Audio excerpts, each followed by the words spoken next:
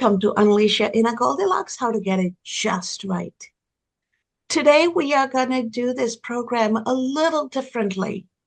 In the interest of getting things just right, the topic of conversation is going to be about how do we get love and marriage and long-term relationships just right. And it works out differently for different people. And as life evolves and life circumstances evolve, that too evolves and takes its natural course. So let's talk about how to get love just right. Take it away, Robin. Well, first of all, I want to acknowledge this is a very special day where Kas and Mike are they are anticipating the celebration of their anniversary, and which is coming up in just a couple of days. And so what an appropriate way to do that, and just witnessing the love and care and concern between Kas and Mike has really been an inspiration as their journey has evolved in a different path than what they preferred and would have chosen. But yet, even in the midst of that different path, they are still showing love and respect and care and concern to each other. My path evolved differently. My husband ended our marriage about 4 years ago, after 34 years, and lots of ups and downs, lots of ups and downs. And I thought, well, this is another down we're going to weather, and we didn't. And but yet, even in our state of non-marriage, I hate the D word. I try to avoid it as much as possible. There is still respect, and there is, care and concern for each other. And I believe that even in these moments of where one party would prefer a different path and works for a different path, we can still allow other people their choices and still have respect, and then continuing on with a beautiful life. So again, as Kas started this program, there are different paths in life, and many paths we walk that we wouldn't choose, but yet it's part of our growth and part of our experience here in mortality, and we help each other along the way. So do you want me to popcorn this over to someone else? Like, okay, Marquese, my delightful, absolutely wonderful friend, I'm passing the baton to you. All right, thank you. What an honor. What an honor to celebrate you and Mike, and what an honor to celebrate love. One of the things that I like, love flows through this part of who I am, and it has been the perfecter inside of me. And one of the things that I recently learned is that there was a study done. I haven't researched the study, I've only heard about it. They did a study of energy and frequency. And in doing so, we are generally taught that love is the highest frequency. And ironically, this particular study came back and said there's actually a frequency much higher than love, 4,000 times more powerful. And I was kind of like, well, what is that? And what they got down to was authenticity. Authenticity being more powerful than the frequency of love. And what was beautiful that I learned is that you really can't even love unless you're authentic. Authenticity is a necessity for our expression in life, for it to be real. Otherwise, it's just pretend. It's just acting. It's just a show. And no matter what others perceive, no matter what we are engaged in, that still small voice on the inside of us is telling the truth. That space of authenticity. And one of the things that I love about Kas and Mike, you guys have been authentic, openly authentic. When it's beautiful, it's not beautiful. When it's silly, it's not silly. When it's glorious, and now in a shadow or part of living where it's just not exciting. Not exciting. It's part of our journey. And watching you two from a distance really mentors me. It's been helping me look at as I re-engage in love, how do I want to be? How do I want to show up? How do I want to be authentic? How do I want to allow? How do I want to, like you and Mike, create your own language together that's a mix of languages to make sure you understand one another? Because what else is there other than authenticity in our experience, which makes it whole, which makes it full, which makes it worth living? And it doesn't exclude the challenges that come along with that process. And just cracking 50 years old, 51 now, I'm more aware that that's what it's really about. So thank you. It's been beautiful watching next anniversary coming up here. And I'm going to pop it on over to my girl, Precious. Yay. Thank you. I am so grateful to be here as well in this circle. It is an honor, as you call it. And love is always such an appropriate topic. And I had just been reading a book on it recently. It was a thin one. I was curious. And one of the points that the author pulled out that I really support is it's our greatest need. Okay. So we all have such a deep well of need for love, and that comes through acceptance, respect. There are a lot of forms it takes, but love is the key. And yet we have such selfish traits that sabotage it. And so it's like what we need the most, we find ways to miss out on it for other personal issues and reasons we may have. But what I appreciate with Kas and Mike is their selflessness, because to get what you need so much, you need to at least know how. And being able to be selfless as opposed to selfish, caring for the other, receiving the other, coming from different backgrounds, but yet honoring the differences of each other and honoring yourself. That's self-love and that's other-centered love, however you want to call it. That's amazing because that's what we need so deeply. And yet sometimes without knowing it, we have ways of sabotaging it through our selfishness. But I honor this couple today because you seem to have gotten it right. And I just remember one of the things you said before is about how you called it something, but just sitting together, whole space. I don't know, maybe that was it. Just, you don't have to talk. We can just sit and we hold hands. I just think he's a nice dude. You're a wonderful person. But it's these qualities, simple, but tried, true, and proven. You've gotten that right. So you really could be giving us all a lesson too, because some of us are still making our way. It's a big space. And people make choices, and sometimes those choices can hinder a healthy growth and development of a loving relationship that can weather time. Not all of us are there, but you are. You are. And it speaks so loudly without you saying a word. It really speaks so loudly. So I honor that. And I honor you all more than you know. No, Yeah, it's shoot okay. it to you. It's okay. Hearing everybody speak just really confirms the energy I felt when I even got the invitation for this. First and foremost, congratulations, Kas and Mike, for what you have built, because it is so unique and priceless. And when I first met you and heard the story, I was at a really dark period of my life. I've never been married, no kids. And I literally had just said a prayer. Is this even real anymore? I was going through just my own love matters, right? And not to make it about myself, but rather show the strength of what you have encompassed in your life as this amazing human, and Mike's story.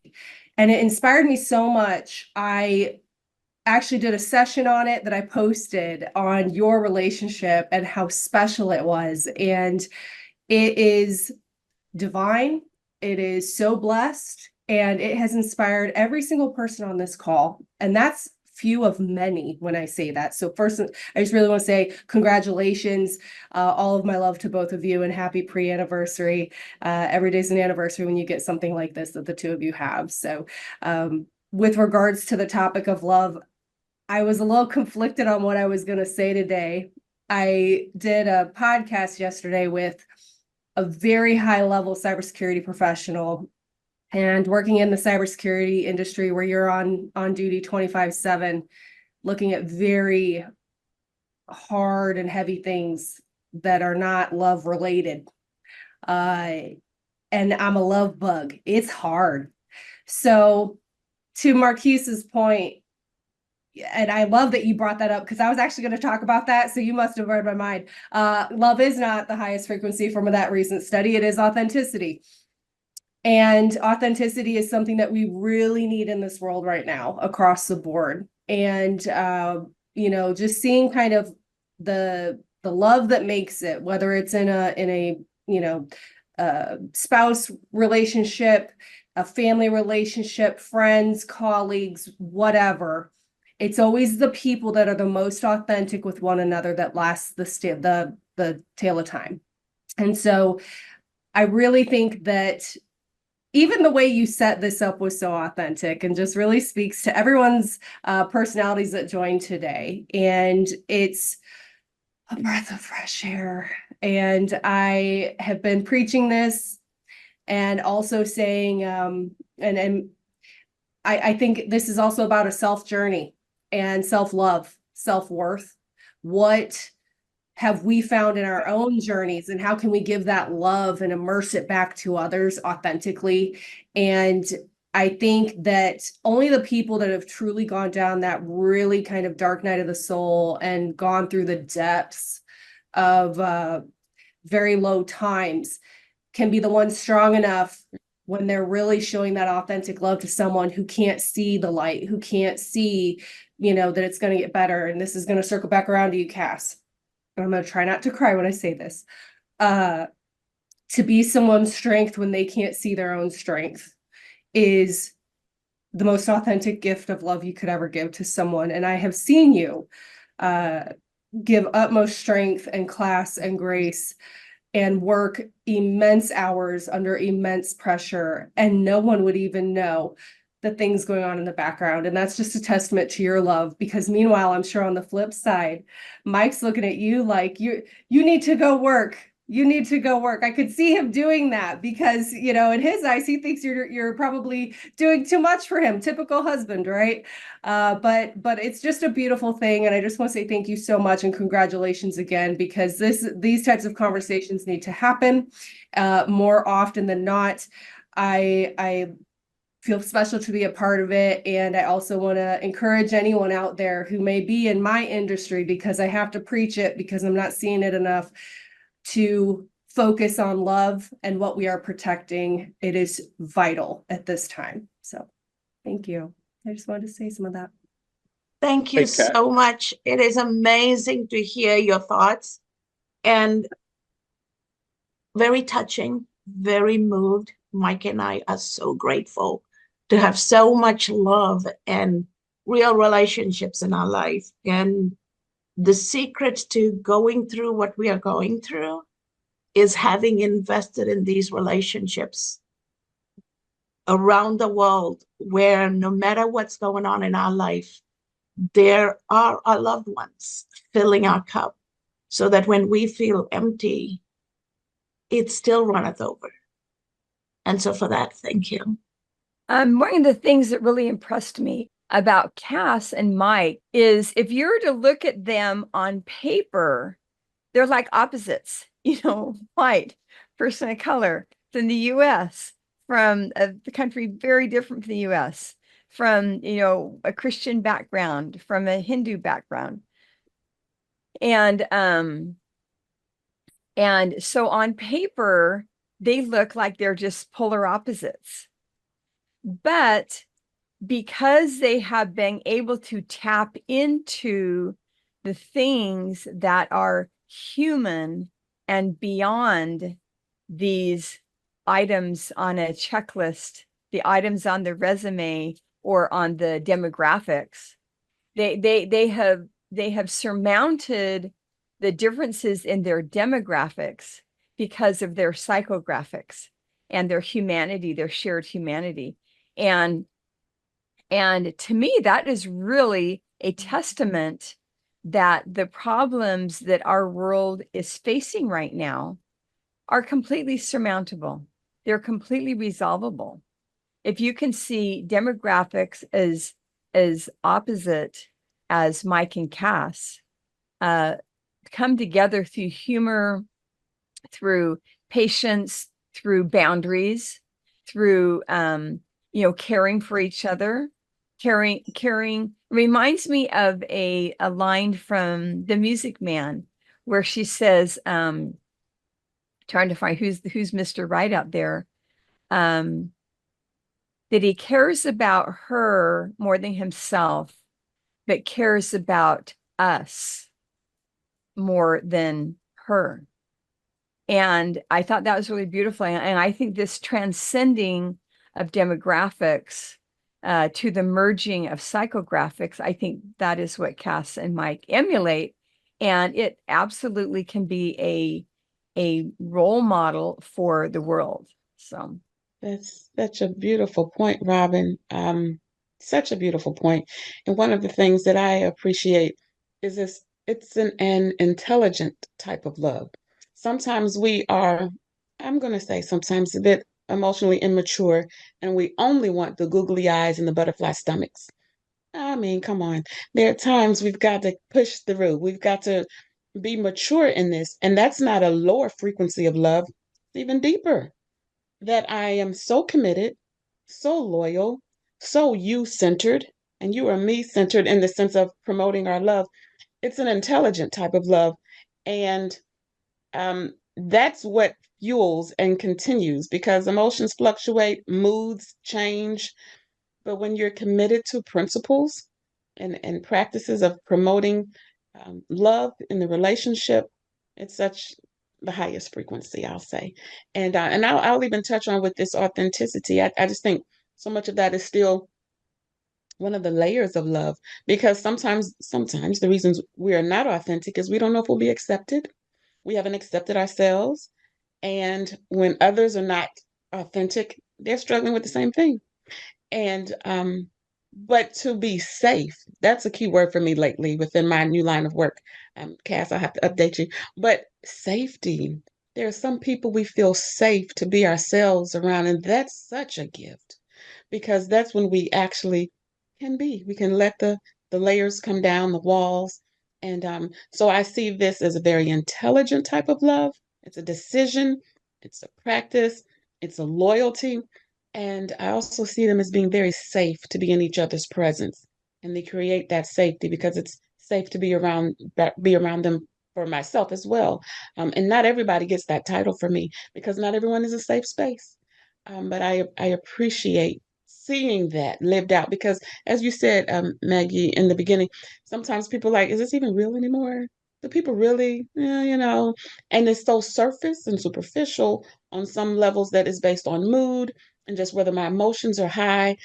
Um, but this has shown that real love goes the distance, and that it never stops. So always, as you continue to live this light, it never stops. And I love that, because who wants to imagine an abrupt end to love? It just will always continue. And who can stop it? No one. So anyway, I'll ping pong it if you're ready, oh Marquese.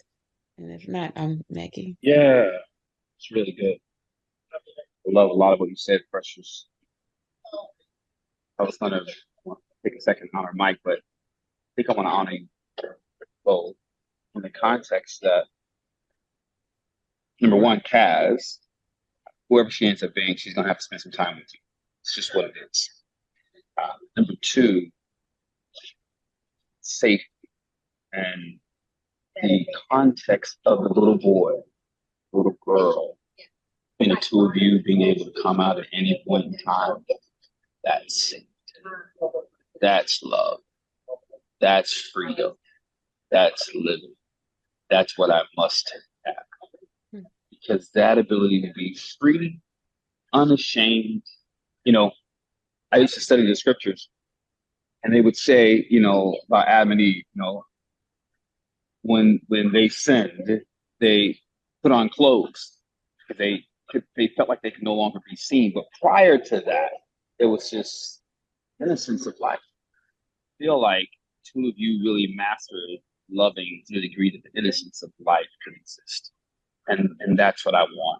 I really admire that playfulness, that youthfulness, that vitality. So thank you. Mike, my friend, thanks for being a role model, man. Kaz's ability to move throughout life freely is a reflection of your love and grace and protection. I know that. I see that. I studied that from a distance because a happy woman tells me a lot about the man. It's something I've known for decades. And watching her and seeing your lightheartedness and fullness of love has been a model for me and something I aspire. I check within, literally, because I respect it that much. So, thank you. Maggie, if you got more, I'm good, but thank you both. I also want to say some words to Mike. First of all, thank you for sharing, Cass, because I've seen men be very selfish with their wives in these situations. So thank you, sir. Thank you for being an inspiration of diversity, because bringing her into your life and into your family did so much for all of us on this call, because it probably wouldn't have even happened. We maybe have even met her, and vice versa. Cass, thank you for pushing this man to really expand and what you've brought to his life. And I love that you are both so open with your stories, because that's what we need, is more vulnerability and trust in and of sharing our stories. Makes me think of a term that we've just recently talked about. It's called zero trust in my industry. And you don't trust anybody when dealing with finances and technology and whatnot. And I'm like, well, that's a conundrum, because in life, we're supposed to talk about trust, right? So how do you juggle that? Well, one of the biggest things I see people have issues with regards to love in any relationship is trust. And I see the two of you as you're celebrating these years together in Mike's life. And I think, man, talk about unwavering trust. And it's renewing. That energy is renewing. And it needs to be highlighted. It needs to be honored. And your strength and vulnerability, and every single person on this call, by the way, because you are all so beautiful. I can actually see your auras. It's absolutely gorgeous. Your vulnerability and sharing your stories is hands down the most priceless things that we can do as we all move forward together, trying to help others, mentor, teach, grow businesses, things of this nature, grow in and of ourselves at the same time. Don't forget to fill your own cup, because it happens very easily. But I just want to say that this has been absolutely wonderful, and I've really taken from everybody's words today. Thank you so much. And I am a nature lover. Those of you all know me, you know that I spend a lot of time in nature. I start my day and end my day in nature. And it's because Mother Nature never fails to teach me. And as a young girl, I learned about the importance of being like a tree. Tree just doesn't grow outward and upwards towards the sun. It actually grows dark and deep into moisture. The upward growth of what is showing is only possible because of the inward, downward, darkness-driven growth underneath. It's the roots. It's those deep, dark, sad, unhappy places we get to be that strengthens us. And that's what actually gives us resilience and resistance. The upward growth can break. The upward growth, too many things can happen, but the downward growth, the inside growth, the deepness of that growth will always sustain us. And so Mike and I have always approached life that way. And love and marriage is not just about two of us. It's about our family. It's about our circle. It is about everybody we surround our life with, so that we have those beautiful, amazing, loving, and truly authentic relationships in our life, no matter what happens, because we draw from those around us, right? So it is my opportunity and Mike's opportunity to have this moment of gratitude for everybody who has been willing to take this journey with two crazy people, because if you meet Mike and me in a non-professional setting, I'm 9 and he's 13, right? Literally. That is how we show up in life. And our ability to be that, for your ability to hold space for us and still not judge us, because we can show up professionally, and we do in the professional circles. But that maturity doesn't have to make us give up the inner child in us. The inner child is resilient. The inner child will figure out ways. The inner child will ask, why not? You tell a child you can't do that, the child will say, oh no, I'm going to figure out a way to do it, right? And so having that inner child has been so important as Mike and I have gone through this journey. And our cultural differences have also been a blessing. When Mike and I walk into places, people assume he's my attorney, or I'm his nurse now that he's ill, right? And so we have realized we've never gotten mad about it. We've actually laughed about it, right? So when I brought Mike in for his medical appointment into the US from the Caribbean just 3 weeks ago, the immigration officer in Dallas started asking me a whole bunch of questions after he cleared Mike, right? Mike is in a wheelchair. I smiled and said, how come you're asking me all these questions?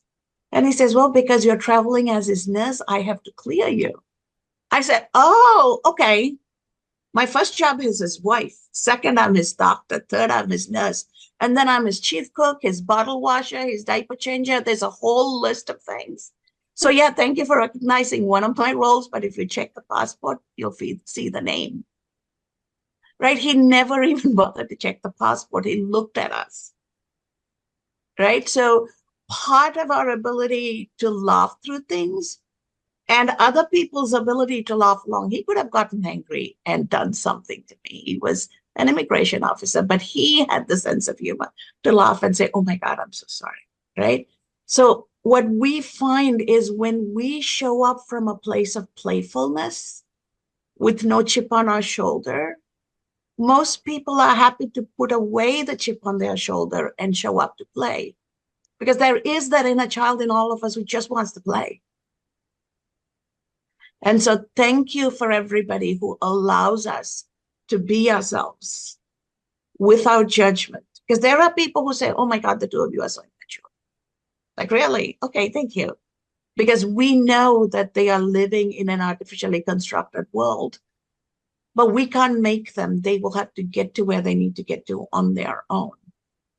So as we go through this difficult time, knowing that our days are numbered, our ability to be spiritual has been a tremendous strength. I will always say, no matter what you have, if you don't have spirituality, you're missing something that anchors you to something much larger, that gives you a sense of purpose and gives you meaning in the darkest of times. So our spirituality is allowing us to take this journey and truly not be judgmental. I feed him when we're in restaurants. He's born and raised American. He's not used to it. He's like, people are going to think something. I said, I don't care what people think. You need to eat. I need to make sure you eat. Isn't it fun when I feed you? Right?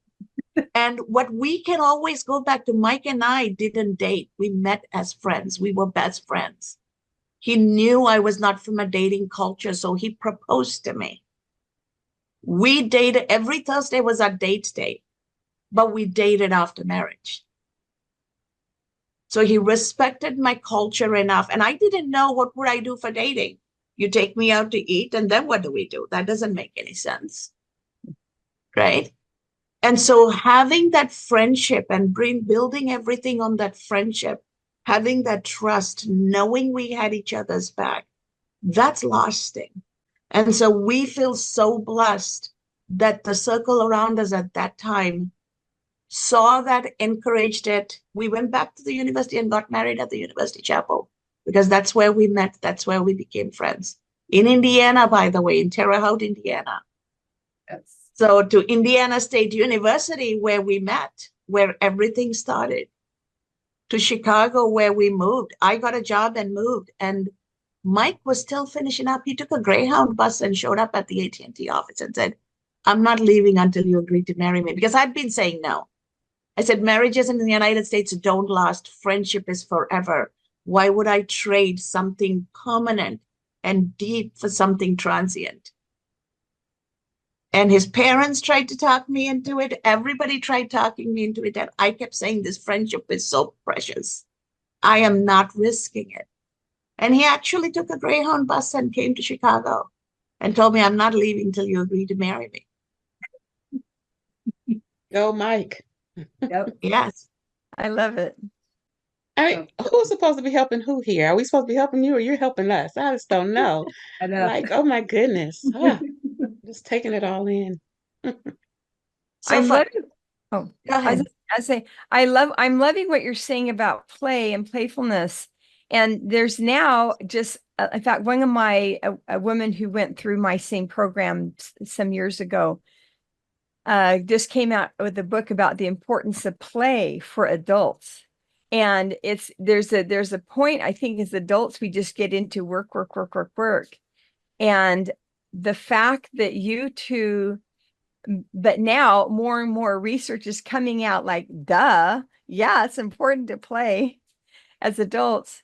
And so I think the fact that you two have maintained a playful attitude toward each other and life, and you've done things that are just fun, that you just enjoy, like going dancing and things like that. And the fact that you have been, as a nod to Marquese, been so authentic that you're doing it just because you want to. And I'm loving that. And again, it's a really great example of how doing that helps you weather the storms that then come along. So anyway, I'm really loving that. And I'm just itching for this to get posted because I want to share it so bad because we all can learn from this. We all need to hear and see this is true. And we just need it. So thank you. What a beautiful story, Kas. Thank you so much. Thank you, everybody. It has been an absolute joy having this conversation. This is going to air on our anniversary where we finish year 26 and start year 27. We are going to step into 27 with a lot of uncertainty, but knowing that we have all the love and our support system around us. A shout out to my fire department students. Mike ran the program. I taught in it for 23 years. And they have all rallied around us, and they've been spending last week trying to figure out safety harnesses and devices that they're going to train me to use and pack it in a suitcase for me to take when I leave, so that while they are not there to come and physically help, they're going to make sure their presence is there to keep me safe too. Being able to help Mike, but at the same time, keep me safe because I can't break. And when I think about the joy of being a professor to all these grown men and women, whether it's US military, public safety, private sector, or not-for-profit, everybody rallying around, our friends, our former co-workers, it just is a testament to the power of love. When we show up authentically in every aspect of life, I feel that we embody I always say my superpower is the courage to love. It doesn't matter who it is. I may be a finance executive. I may be one of a very few who does what I do, but I don't consider that my superpower. My superpower that I acknowledge and recognize is my ability to courageously love and courageously be kind in a world where both of those are looked upon as a weakness. Because I can promise you, I'm able to weather and still be who I am today because of that, because of the ability to love and be kind without thinking about love only in a sexual way, right? Because love is a feeling. It's a feeling of safety, as you said. It's a feeling of coming home. It doesn't matter who it is. And I wish everybody that it doesn't matter from where, it doesn't matter from whom, the more we have a place to go home to, that it's the blessing.